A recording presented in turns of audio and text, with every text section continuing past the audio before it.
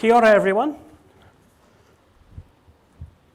Okay, so first of all, I thought I'd start with some definitions. This was my pre-COVID photo. I thought I'd take it myself. Clearly, COVID has had its effects, and I've really let myself go. I feel very sorry for that, but there we go.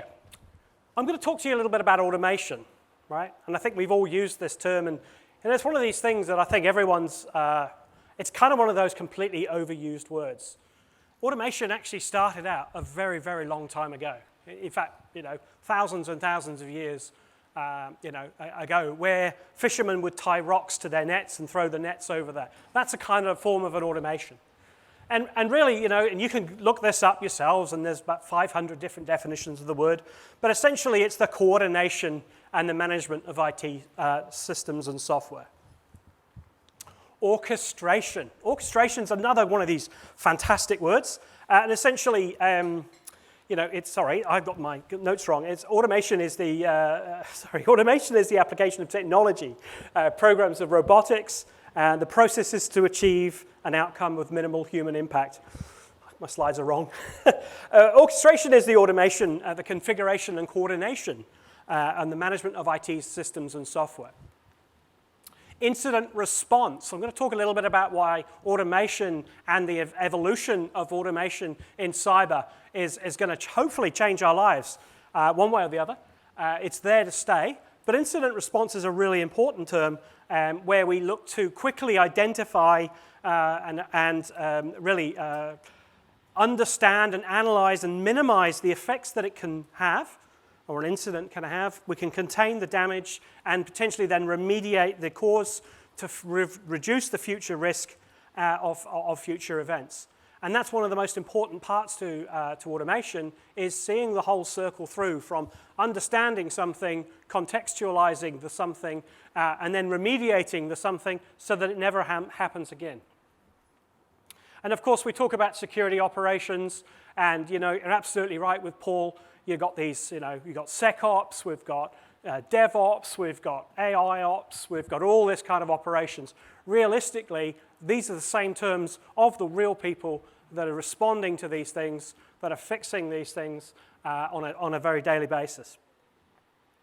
And really evolution, and its evolution is really important here, is the gradual development of something. We've talked about automation for so long. Where is it going? Where are we going with it, and what's going to be taking us forward?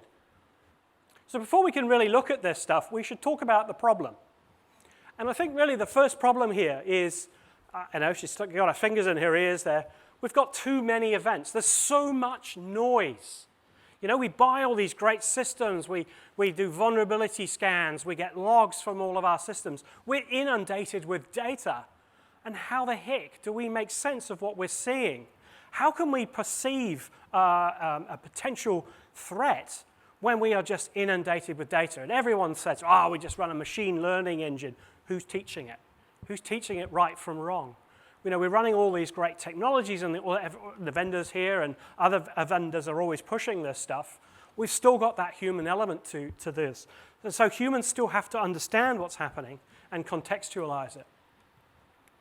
Our people are heroes. Day in and day out, they come into work and they're just inundated with every single problem. In security, as I said, we've got this noise, we've got all these issues surrounding them, there's the conflicts between security within the business and security within the operations fabric. And where do our people sit here? How relevant are people? If we're talking automation, are we still talking about getting rid of people? Is that where we talk about automation? And the reality of it is, no. People are key to this, key to the success of any automation project. And nobody should ever go in there saying, I'm going to do this robotics process automation project, and I'm going to fire half my staff, and I'm going to make my bottom line all great. It won't work, and it doesn't work. It works for certain tiny aspects, but the reality of it is our people are key. The increased need to detect and stop attacks. So we're seeing attacks every single day. I'm a crazy guy. I've got automated home, and we'll come on to that in a minute. It's a sad story. I've got my own threat intelligence service running at home, and I'm getting inundated with alerts when my children go to some sort of gambling site or something, or I block some crazy thing. I know I've got 3 children and a wife, and I'm getting 400 alerts a day from my home network. Right, let's just multiply that to an organizational size, and yeah, that's really going to be a problem. We're getting attacked every day from all sorts of places. Some of us are seeing that stuff, some of us are not. But when you do start to see it, it's quite scary. One of the other issues that we've got here, and again, this is around people, but people move on. People leave one organization and they go to another organization. And when they leave the building, they walk out with their intellectual property, how they did their job, how they kept you safe and secure. When they leave, assuming they've documented everything, which of course we all do, the realities of life is someone's got to understand that documentation, someone's got to learn it, someone's got to bring on those processes and tasks that that individual did, and they've got to carry that on.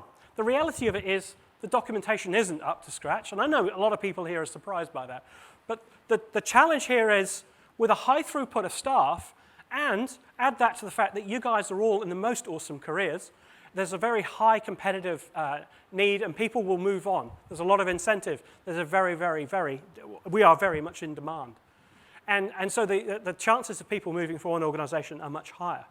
So having those processes and procedures documented, maintained, and operated on are critical to the success when people move on. And the other aspect here is you always need to understand, what does this mean for me and my business? There's no point in having this global threat intelligence database that's telling you what's happening across the world, because it may not impact you.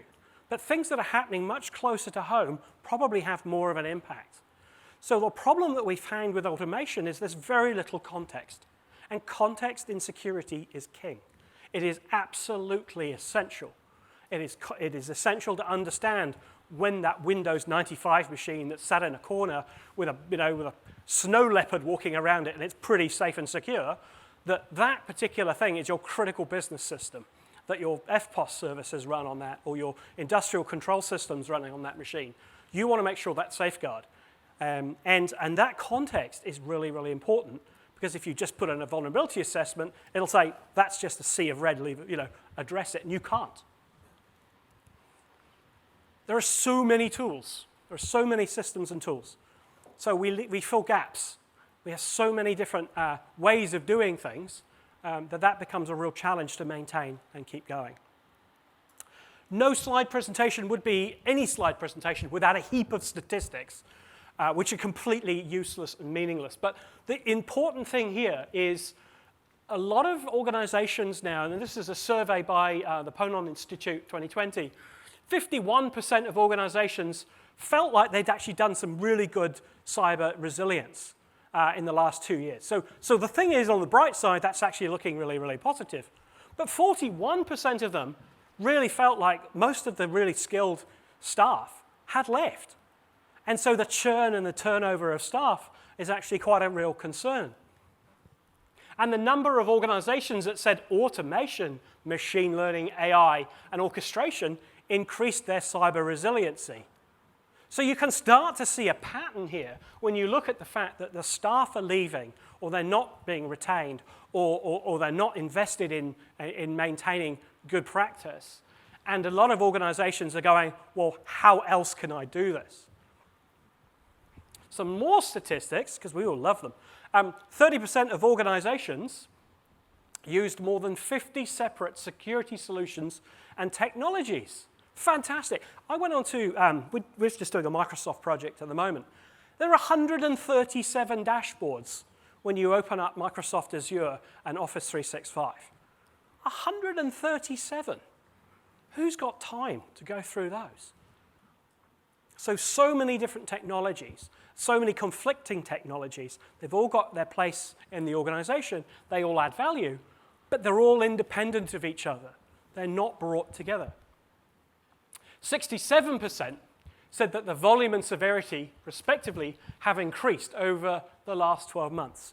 So things are getting worse. Now, that may be because they've just implemented some sort of vulnerability management capability, or they'd implemented some SIEM type service that gave them better visibility, and that their stuff had been happening all the time. But we all know from statistics that in actual fact, the threats are getting faster, they're getting harder, and they're getting more worrying. And the other part here is only 26% of respondents in this survey had a cybersecurity incident response plan. So 26%. So if something bad happened, 26 people, or 26 organizations that served at 26%, actually had a plan. They knew it, they tested it, and they were validated. What about everybody else? What do? Just like flail our hands and run away going, ah! You know, these are real important things. And so what's the place of automation, and how can automation help us? Cybersecurity automation has evolved. We all started off with a whole heap of scripts. Anyone that's got sort of Linux experience or Kix experience, I can hand and I work back to prime mainframes and PDP-11s. Yes, I'm that old. And which is good because you can't see how grey I am. But the reality here is, we've been doing this stuff for a very long time. Task automation, so we had all these scripts, and then we just ran these scripts arbitrarily with some sort of cron job. So we wanted to make sure that these scripts were run. And that's really how we started with orchestration. And then some guru then wrote all these permissions and these amazing things to get it all working. These orchestrations then became playbooks and workflows. And we then had these rich integrations with other systems.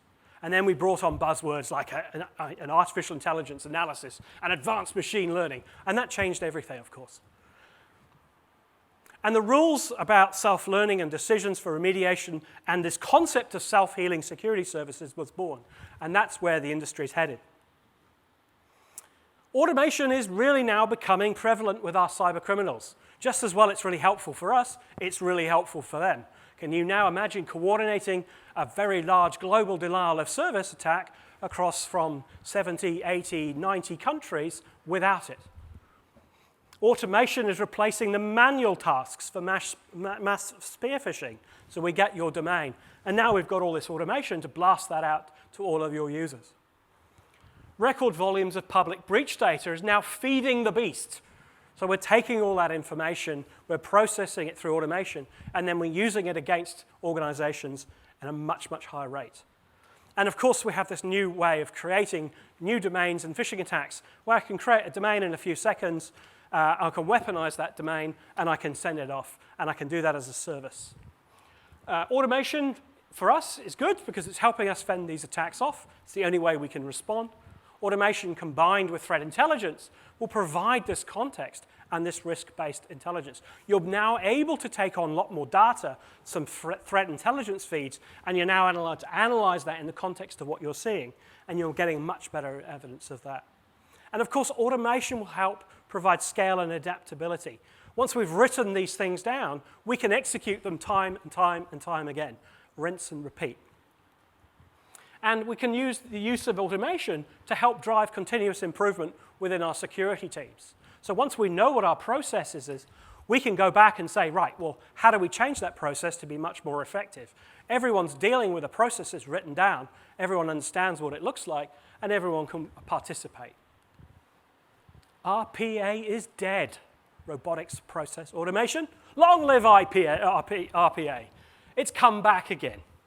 Gartner, I don't know what happens every few years. They kind of said it's died, and then they come back with it again. But they've changed the name, which is fantastic. It keeps us alive and keeps us all in a job. Hyper-automation, as Paul has said, is really a new philosophy, but it's not. It's robotics process automation, it's business analysis, and it's actually seeing it through properly, measuring it, responding back to it. But essentially, it's just the same word, a new word for the same thing. Machine learning assisted AI. Yeah, this is a really cool buzzword. It's a trend in the business. All the software vendors are pushing machine learning AI. It has an absolutely amazing capability that we can bring to the market with all this data. Who's teaching it? Who's maintaining it? Who's tuning it? Distributed automation. I'm running automation in the cloud. I'm running automation on premise. How do I maintain that? And I'm making automation happen as it needs to. And we're seeing, of course, the remote working increase globally and the massive implication that's had. You know, the number of open RDP ports across the internet now went up massively with COVID. All the IT departments said, well, we can't come into the office, make it work at any cost. And so people did. They put it on the internet, very little authentication, and before you knew it, their attack surface just became phenomenal. So understanding then when those things are occurring and using automation to try and control some of those aspects and locking them down at the end is really powerful. And of course, with an increase in application development and these new DevOps type capabilities, having security and having automation try and make sure that we can deliver consistent experiences, or total experiences, thanks Paul, across the business is becoming really important. And so making sure that security is part of that conversation every single time and isn't the ambulance at the bottom of the cliff. So how do we get started? Well, I think the first thing we do, and this is all really common sense, surely you should always go in having an understanding of what your risks are. It sounds pretty simple, but the reality is some organizations don't have risk as the first conversation that they have. What are those potential threats and those weaknesses? And as a basis of any change, what does that look like?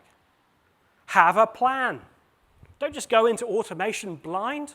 You've got to know why you're doing it, the problem you're trying to solve, and have an idea of what automation or what advancement in automation technologies you need to put in at the right time.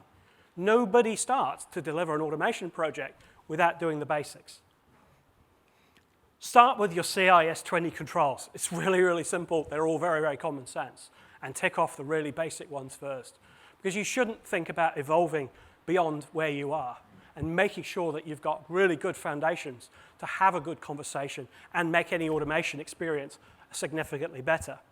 And always start small and always leverage what you've already got. You know, don't go buying a whole load of tools that you're only going to have to replace because they don't compete or don't fit with your automation strategy. Just try and work with what you've got first. And automate against a strategy. Have a plan. Start with the basics. Test and learn and celebrate success. You celebrate success because you're measuring the benefits of automation and you're coming back to that and saying that's a good thing. And please recognize the importance of people, always. This will not happen without your staff. Rome wasn't created in a day, and neither is your automation strategy. So please have a think about how you might do this and why it's important. There's a Bill Gates quote: "The first rule of technology used in business is that automation applied to an efficient process or operation will magnify the operation's efficiency. The second that automation is applied to an inefficient operation will magnify the inefficiency." So look for the use cases that make the most sense and target those first. Pick your quick wins. Look for phishing. Phishing triage is probably one of the most obvious, simplest ways of delivering automation.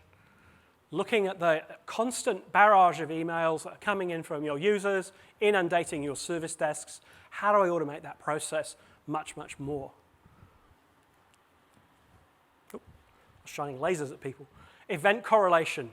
Taking all this noise, contextualizing it, bringing some threat intelligence to play, putting some focus around that, and then just dealing with it as you see it.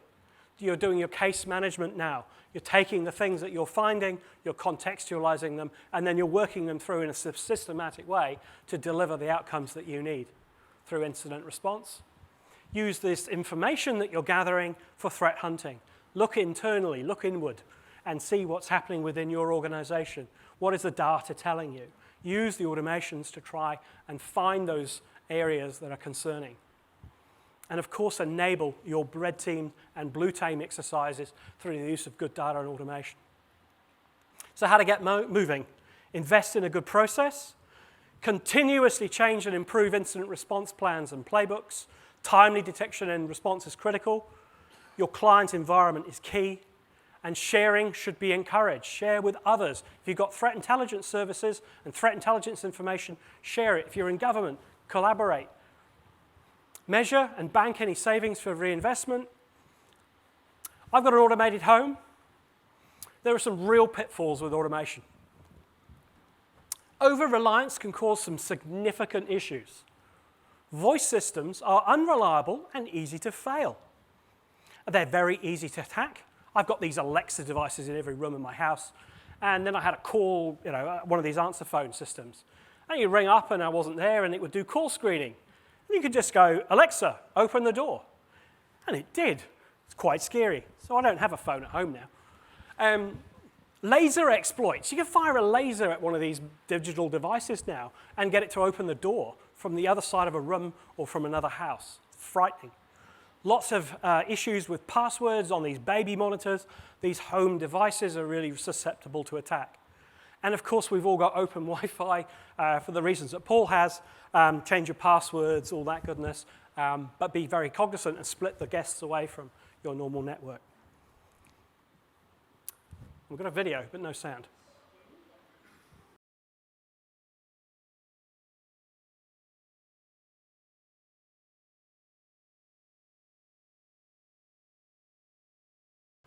My wife made me remove all of the voice control from lights at home. I would walk into a room and say, illuminate. And that got really annoying, so I was asked to remove all of that. But there we go. So the challenges with automation are making sure that it's appropriate, making sure it's right, and putting it in the right context. I'd like to say thank you for our gold sponsor, RiskIQ. RiskIQ are a new entrant to the SSS products and capabilities, and they've sponsored this event, and they've sponsored my presentation, so thank you very much. Have you got any questions? Fantastic. Thank you very much.